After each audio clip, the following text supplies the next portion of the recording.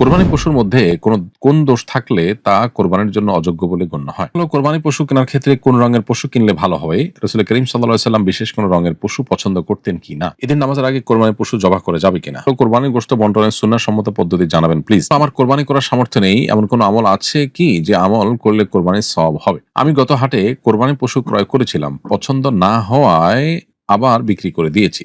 এখন গরু নয় ছাগল কিনতে চাচ্ছি, কোনো সমস্যা আছে কিনা? চলুন আর বিলম্ব না করে আমরা প্রশ্নোত্তর আলোকিত ভুবনে প্রবেশ করি। ঈদের নামাজের আগে কোরবানির পশু জবাই করা যাবে কিনা? উত্তর হলো না, ঈদের নামাজের পর কোরবানির পশু জবাই করা যাবে।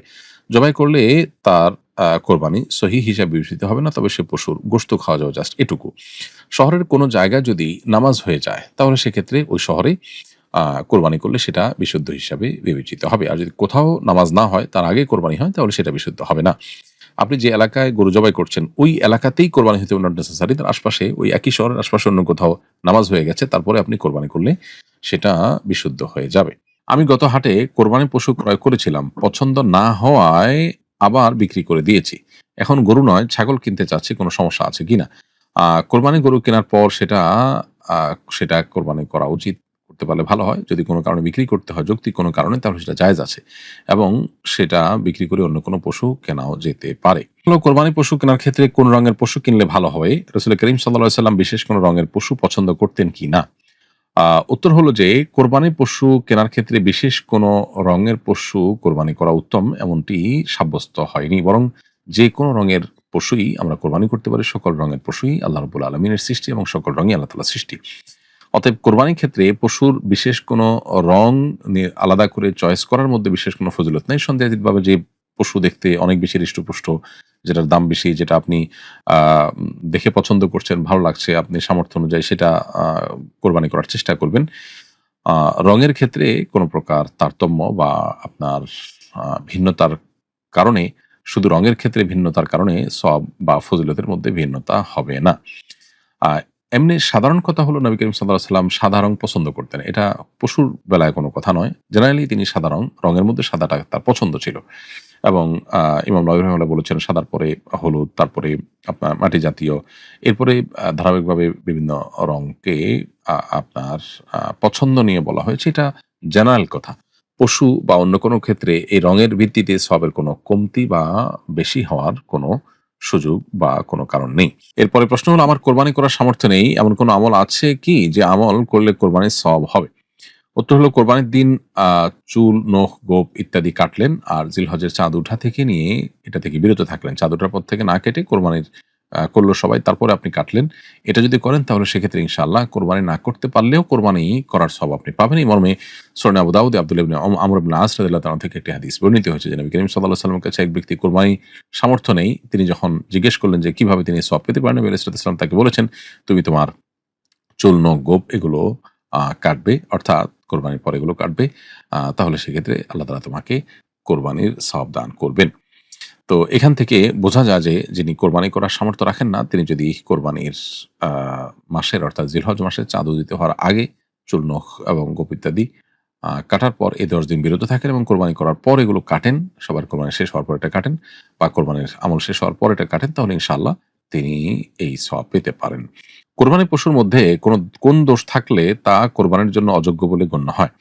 কোরবানির পশুর মধ্যে যেই দোষের কারণে সেই কোরবানির পশু দিয়ে কোরবানি বিশুদ্ধ হয় না, জবাই করে খাওয়াটা বিশুদ্ধ হয় বা জায়েজ হয়।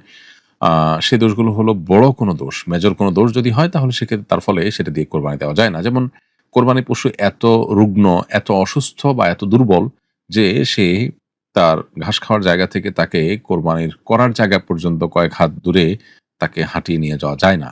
এত অসুস্থ যদি হয় তাহলে সেটা কোরবানি করার জন্য যথেষ্ট নয়। তারপরে পাও, দেখা গেল যে একটা পাওই নাই, একটা কানই নাই, একটা চোখই নাই বা চোখে দেখেই না কোনো কিছু। এই লেভেলের সমস্যা যদি হয়, শিং একদম গোড়া থেকে ভেঙে গেছে, এরকম যদি সমস্যা হয় তাহলে সেক্ষেত্রে সেটা দিয়ে কোরবানি করলে কোরবানি বিশুদ্ধ হবে না, বরং সেটি এমনিতে জবাই করে খাওয়া যাবে। এছাড়া কোরবানি পশুর বয়স, নির্দিষ্ট বয়স হতে হবে এবং নির্দিষ্ট ক্যাটেগরির পশু হইতে হবে। গরু, ছাগল, ভেড়া, দুম্বা এবং ওঁট এবং মহিষ, এই পশুগুলোর মধ্যে কোরবানি বিশুদ্ধ হবে। এই ক্যাটেগরির বাইরের অন্য পশু দিয়ে কোরবানি করলে কোরবানি হবে না। আর গরু হলে তার বয়স ২ বছর এবং ছাগল হলে কমপক্ষে ১ বছর। এভাবে যে পশুর জন্য যে বয়স নির্ধারণ করা আছে সেই বয়স হতে হবে। তা না হলে কোরবানি সেটা দিয়ে বিশুদ্ধ হবে না। এর বাইরেও দোষমুক্ত, অর্থাৎ বড় কোনো দোষমুক্ত হতে পারে। সামান্য একটু দোষ, কোথাও একটু আঘাতপ্রাপ্ত হয়েছে, কোথাও একটু ঘা-পাচড়া হয়েছে বা সামান্য একটু পাও খোঁড়াচ্ছে। এটার কারণে কোরবানি বিশুদ্ধ হবে না এমন নয়। তো কোরবানির গোশত বন্টনের সুন্নাহ সম্মত পদ্ধতি জানাবেন প্লিজ। উত্তর হলো যে সুন্নাহ হলো কোরবানির গোশত ৩ ভাগে ভাগ করবেন। আ ১ ভাগ নিজের পরিবারের জন্য, আরেক ভাগ পাড়া-প্রতিবেশী আত্মীয়স্বজনের জন্য, বন্ধু-বান্ধবের জন্য এবং আরেক ভাগ গরিব দুঃখী অভাবী মানুষের জন্য।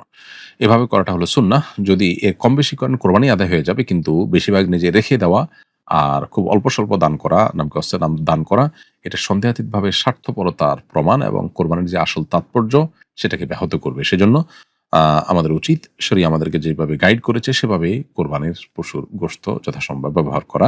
সমাজের ভাগের নামে অন্যদের কাছ থেকে তাদের অসন্তুষ্টি সত্ত্বেও ৩ ভাগের ১ ভাগ নিয়ে নিজেদের মতো বন্টন করা এটা অনুচিত। তবে সেই সাথে সবাই যদি সম্মত থাকে তাহলে সেটা খুবই ভালো কাজ, যাতে করে সুষম বন্টন হয়। অর্থাৎ আ আমার কোরবানির গোশত আপনি 1/3 নিয়ে গরিব দুঃখীকে দিলেন। আমি আমার মতো করে কোনো গরিব দুঃখীকে দিতাম, একটু বেশি কম করে দিতাম। সেটার সুযোগ আ কমে যাওয়ার কারণে আমার মনক্ষুণ্ণ আছে, কিন্তু বলতেও পারছি না সামাজিকতার খাতিরে। এরকমটি যেন না হয়। জাস্ট এই জিনিসটাকে লক্ষ্য করে আমরা যদি সমাজের ভাগ এর নামে যেটি হয় সেটা যদি করতে পারি, তাহলে সেক্ষেত্রে সুষম বন্টন হয়। সন্দেহাতীতভাবে সেটা প্রশংসনীয় এবং ভালো হয়। শুধু এইটুকু লক্ষ্য করলেই হবে যাতে কোনো কোরবানিকারীর মনের কোনো দুঃখ না থাকে এবং তিনি যেন খুশি মনে দেন, যাতে করে সব গরিবরা সুষমভাবে গোশত পান এবং আ সবগুলো নিজের শুধু ফ্রিজে ভরার মানসিকতা যেন না থাকে। এই দুটি বিষয়কে লক্ষ্য করলে ইনশাআল্লাহ আমরা এ বিষয়ে সুন্নাহ স্পর্শ করতে পারবো, সুন্নাহর উপর আমল করতে পারবো ইনশাআল্লাহ। প্রিয় দর্শক, আমাদেরকে আজ এখানেই থামতে হচ্ছে। সময় আর সায় দিচ্ছে না অগ্রসর হওয়ার, সেজন্য এখানে থামতে হচ্ছে।